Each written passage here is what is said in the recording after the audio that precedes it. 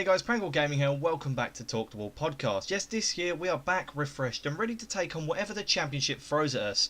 Not only that, but this podcast has had some changes, including a new presenter, Taylor. Introduce yourself. Hello, I'm Taylor, and I'll be here for your 2017 to 2018 season.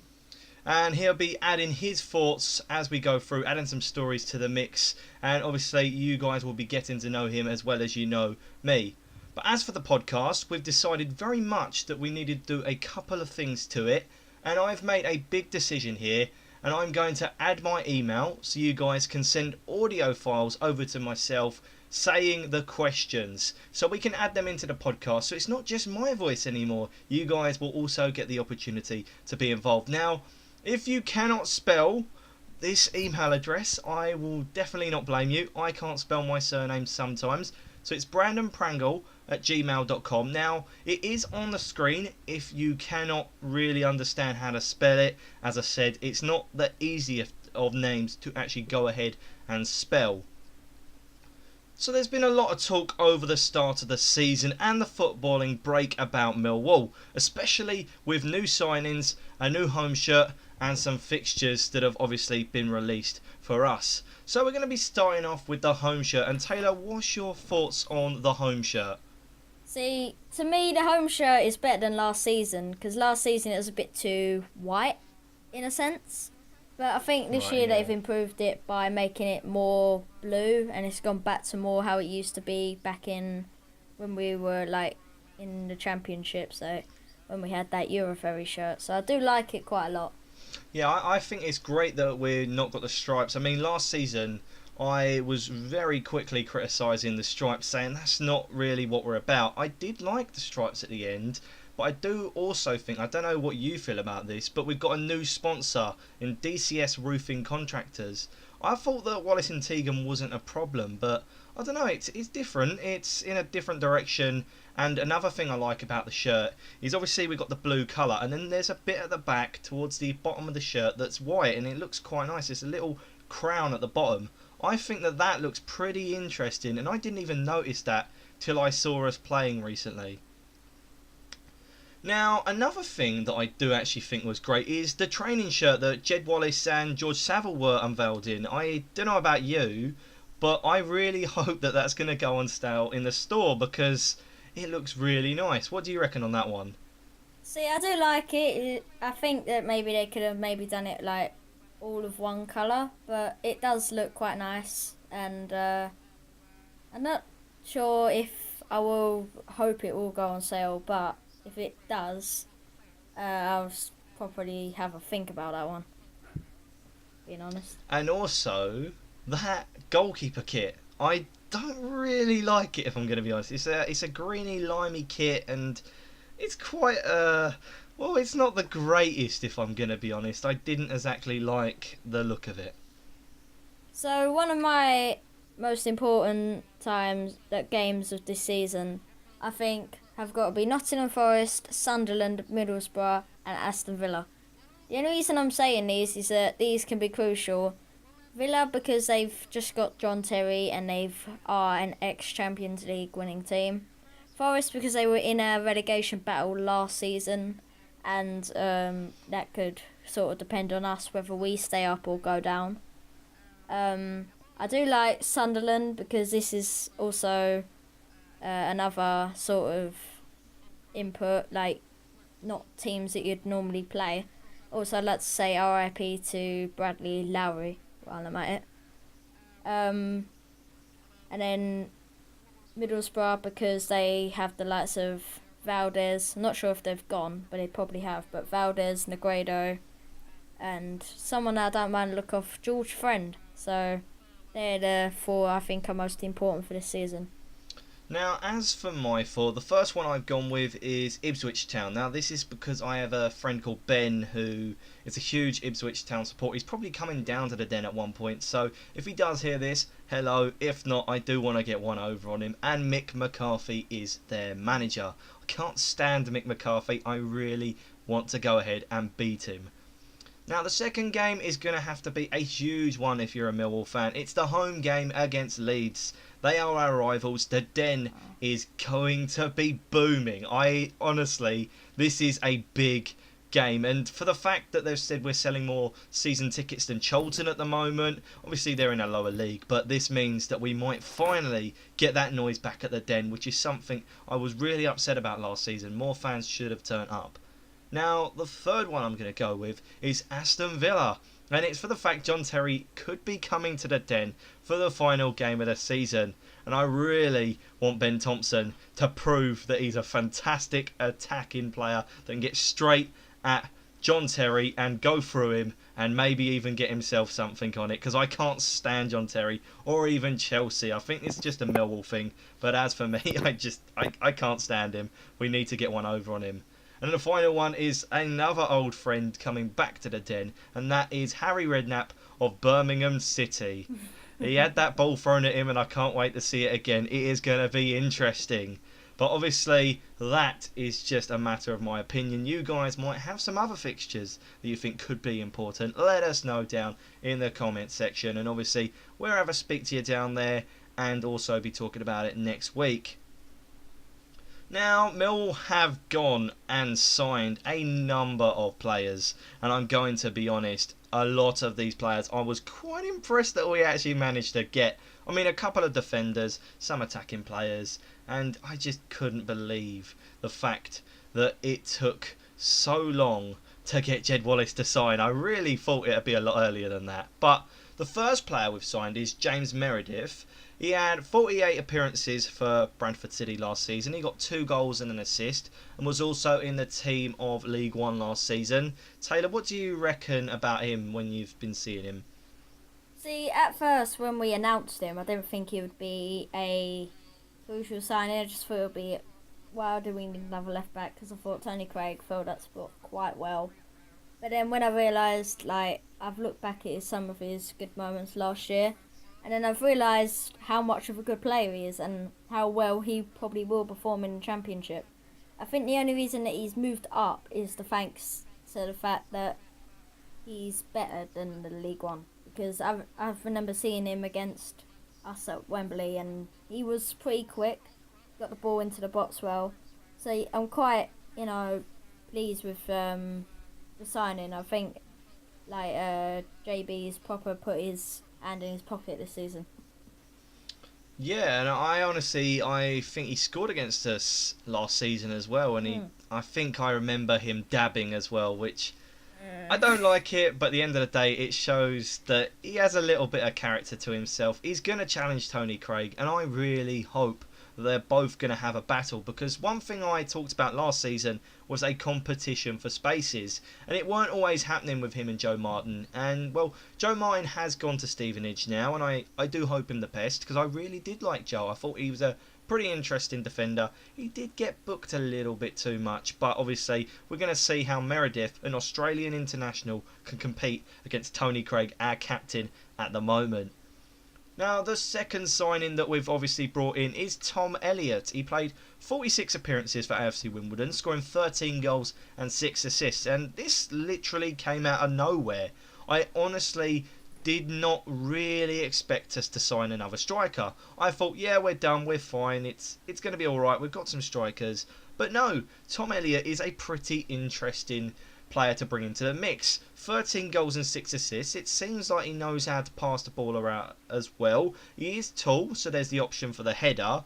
And, well, obviously he's just got to get involved in the way we play, which could move into the way he actually moves about with the ball, that he can knock the ball down and everything. It seems like we've got an experienced striker moving forward. Now, is there anything that you particularly want to add to that about Elliot? Well, personally, I think that I wasn't really expecting it, and I'm not particularly pleased about it, if I'm being honest. It's the fact that he, when we went away to Wimbledon, I remember this, he started to, when he scored, he ran straight over to, our fans and started mocking us. Uh-huh. So I'm a bit thingy with that, and also I'm afraid he might, flop someone like Meyerhofer, who we think, oh look, he's good. He's tall. He can head the ball, and he might not even head it sometimes. But I think he won't get in a team over like the likes of Morrison or Gregory. So I think it's a bit of a waste of money, if I'm being totally honest. Alright, that's actually a pretty interesting point of view, to be honest. Yeah, no, I think that's going to be a problem for him as well. Is he going to get ahead of Morrison and Gregory? Because Harris absolutely adores those two. And I have such a hate-love relationship with both Gregory and Morrison. I don't so much like both of them. So having another striker in there is something. But as you say, could he just be another Meyerhofer? I really hope not, because that will be so annoying. If we've gone out, we've got him, and then he just doesn't do anything. Our next signing, probably the most important one of the window, if I'm going to be honest, Jed Wallace. I mean, come on. This is the guy we really want. He was a fan's favourite before he even was a permanent Millwall player. This just proves how much we want him at the Den and how much he was needed here. He's going to obviously have to compete with Fred and Worrell. Well, not really David Worrell, let's be honest. Worrell is... Yeah, he's not great, is he? I really don't know what to think about Worrell. But as for stats-wise, including some of the stats he had for Wolves, Jed Wallace played 34 appearances. He got 4 goals and 6 assists. And that, for me, isn't bad. Now, the problem with Wallace, and I can't believe I'm actually going to go ahead and say this, is he a Championship player? I really don't know. I've never really seen him boom in the Championship. Is it going to be one of these things? What do you reckon? To be honest, I was going to say the exact same thing.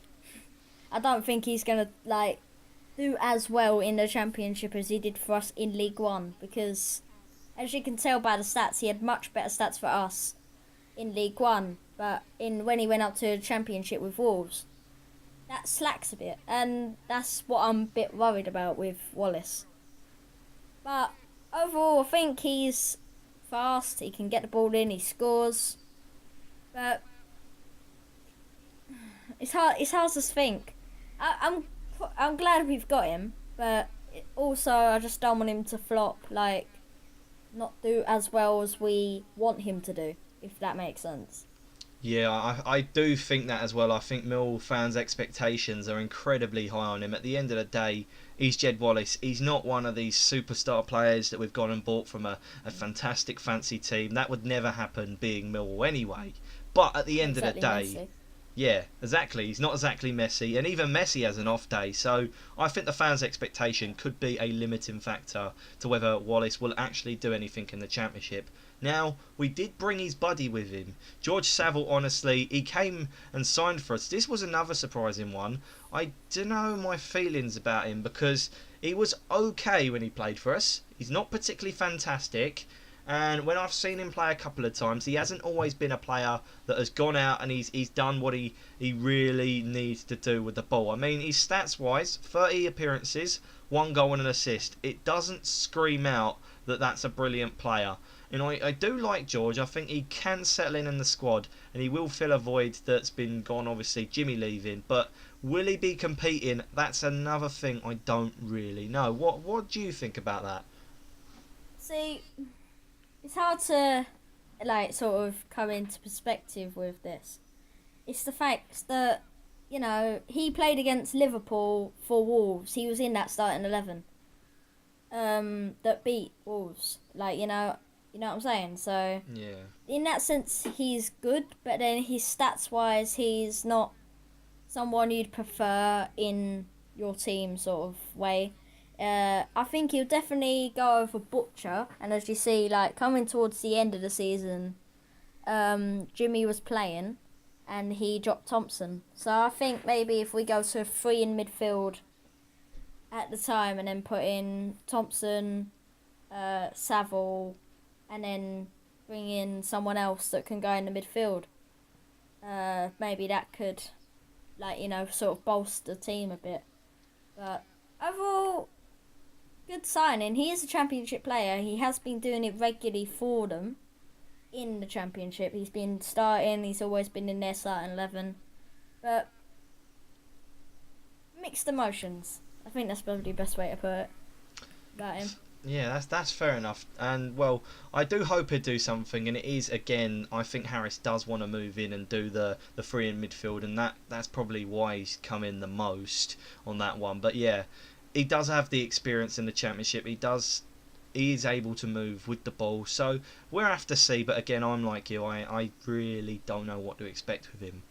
Now, our final signing is Conor McLaughlin, the Northern Irish international right back. He played 49 games last season for Fleetwood, 5 goals and 2 assists. That's a pretty good stat-wise, if I'm going to be honest. And after Cummins went the other way, I really do feel this is a very, very needed signing. He also got in the team of League One last season, so challenging Marlon, this looks like to be possibly one of the most important signings, because I've seen Marlon drop off. Marlon doesn't always look great, and so this is something that I really welcome, the addition of McLaughlin into the team. But what about you? See, I'm happy to have him. You know what I mean? He was in, as you said, he was in the team of the season for League One. He led Fleetwoods from the back. He was their captain, and then got them third in the league overall. And the way I was thinking of this, I think I can go 4-3-3, and then put in McLaughlin at right back, and then put in Romeo in the centre midfield role. I don't know if that will work as much, but it's just my way of thinking. Or maybe going 5 at the back and then dropping Romeo down into centre back. Oh, that's not a bad idea. Yeah, no. Obviously, Romeo he's a player that can play in many positions, so it's an opportunity, and I would welcome the idea of seeing Romeo playing a couple of different positions to prove that he's the real deal. Now, this next one, it's not a signing, but to be honest, it's probably as good as one. Fred looks to have signed on the dotted line. Now, what do you reckon of that one? I'm pleased in the matter that I got a shirt from him that he gave to me at the end of the season, and I haven't got it signed. So I'm pleased with that. Right. So you know what I mean? He is a good player. Like I remember back when a couple of years ago he he was put interested by like the top clubs, as in Watford or Palace were after him, and for him to say no to them and stay at Millwall, was that Romeo? Am I getting them mixed up? No, that I would imagine, he was wanted by some of the top clubs. Yeah. Yeah, so then for him to stay at Millwall and then sign a contract, we've got to keep him after he's done that. He's loyal to the club. He's kept like us rolling, sort of thing. But it's going to be hard for him to compete with the likes of Jed Wallace. So, I'm pleased that he signed the contract. Yeah, I would be as well. 54 appearances, 6 goals and 8 assists, and well, he's not exactly that experienced, is he? He's quite a young player, and I do feel with Fred, the only thing he's going to have to do is he's going to have to win over a lot of Millwall fans. I heard a lot of people calling him a snake and saying that he's not really that worried about Millwall. End of the day, he signed the contract. He's now with us. Let's get behind him. Let's get him playing, and let's see. He is still a Millwall player, and this is something we're going to have to look at. Yeah. Now, with Neil Harris, he is looking at a couple of players in the market. We're not quite done just yet. We are still looking. Obviously, Cooper's being talked about as a defender from Reading. Now, this is an issue that's going on for quite a long time at the moment. Is he coming? Is he not? John Kelly of News at Den is seeming to say that there has been a fee agreed, and, well, we've just got to see from there. Reading themselves saying they're not quite sure he's leaving, with Yapstam saying no, we haven't agreed anything. So this is probably going to stretch for the rest of the transfer window, but I do hope that Cooper does become a Millwall player, because he was undoubtedly a great player last season. And obviously we've also got Ryan Leonard of Southend being talked about as a midfielder. Is there any other players that you reckon we could do with getting to improve our team that are obviously realistic at the moment? Not To an extent, I wouldn't mind maybe bringing back the likes of Scott McDonald, whose contract's up this year by Motherwell, so he would be a good Right, signing okay, for yeah. us. But apart from that, that's probably about the only thing that I could really say. Talking about transfers as well, Harry Gerlin, the young goalkeeper who was on the bench against Tottenham's gone on loan to Leatherhead, so maybe get some experience. Yeah, I saw about that. Yeah, that'd be interesting because I've heard a few mixed things about him. So we're gonna have to see whether he's gonna be the real Yeah. deal or not. Now, fitting into this, we do have the fact that Neil Harris has gone ahead and said he wants about 20 players in his squad. And there are a couple that have been talked about the idea that they could be leaving. If you was to say a couple of players that would be leaving the club, who would you think would be at the top of that list if you were Harris? What, for him to get rid of? Yeah, yeah, yeah. Um, Harry Smith. You reckon, yeah? The only reason I'm saying it is that he's had some family problems, and like on Twitter a couple of years ago he was saying like, I hate Millwall and all that sort of stuff. And then Harry said to him, look, you've got 3 months to sort yourself out. You know, like go, like, because apparently he's been like ditching training, taking drugs as well, I've heard. So he said, get yourself together in 3 months, and that's about 4 months ago, and he hasn't been on the bench or in the starting 11 since. So I think he might let him go, and he might go back to Folkestone, or he might drop down to League 2, or maybe even the Conference. But he's probably priority to leave, and I think Harris will want out thanks to what he's done to the club in the past. Okay, yeah, no, that's fair enough. I have heard a couple of things. I haven't heard all of that about him. I do know that training has been an issue with Smith a couple of times. But yeah, no, it's an interesting one. I hope he comes good because he seems he's all right. He seems like a decent lad, but obviously a lot of things happen behind closed doors. Now, I don't know whether you heard, but when we were playing Dartford, Jamie Philpott was over in Woking playing against Watford. He was on trial with them. So he might go out on loan, and I do think it's going to be now or never for him to go out on loan because I don't know whether he's really going to be playing that much. I mean, let's be honest, we've just signed another striker. We do have Harry Smith if he does stay with us. So it's going to be likely he's going to leave, at least on loan though. That's the only thing I say. I don't think he'll go permanently. I think he's going to stick around for a couple more years. And some other players that I would personally say could be on the way out is Butcher. I think that he wanted a bit more game time than he got. And everyone's favourite player, David Worrell. I cannot see him staying. I really can't. He did not make a League One player. So how's he going to make a Championship player out of him? I really think this is not going to work. I do think we have to cut ties with him. And, well, we'll give him a go, but I can't see him making it, especially if Fred's going to be out challenging Wallace. I don't think Worrell's good enough. He couldn't even make the bench and challenge on the bench properly. No, he couldn't even get on the bench against the likes of Oldham or something. So I doubt he's going to get on the bench against Aston Villa or Sunderland or someone like that. Yeah, it's just really worrying with David Worrell because he seemed all right at the start of the season. He looked like, oh, we've actually got a decent player here. But then as the season went on, it didn't work out for him. I hope he turns it around because I don't want it to be another situation with like Greg Wild, who's now just joined Plymouth again. I don't want it to be, oh, he's not good enough, he's not going to make it, and he just isn't given the chance. Because that's one thing I will say about Harris. He gives you a couple of chances and gives you a few sub appearances, but then if you're not really grabbing those opportunities, he says you're done with that. Yeah, he is quite strict compared to some managers. They were quite lenient. Now, before we go, this is the final thing I really want to talk about. This is Dartford versus Millwall. We were both there, so I want to kind of know your thoughts on each half if you can give them without feeling a bit annoyed with the performance. What happened?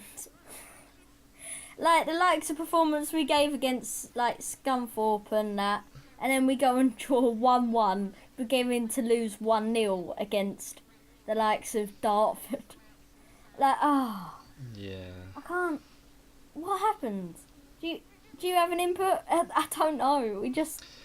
Yeah, no, I definitely do, especially for that King mistake that he gave the attacking player the ball. Why? Why were so many people slicing the ball? It was really strange, and I mean, Just the hoofed team it. he put out in the first half, I know some of them weren't brilliant. I mean, I was quick to complain about Nelson being on the pitch. I Yeah. don't think he's good Yeah. enough. So I think he's going to have another year out on loan if he doesn't grab his opportunities. But I think there's going to be very few for him if Cooper comes in. And with the second half, we were much better. Yeah. We actually was able to play with the ball.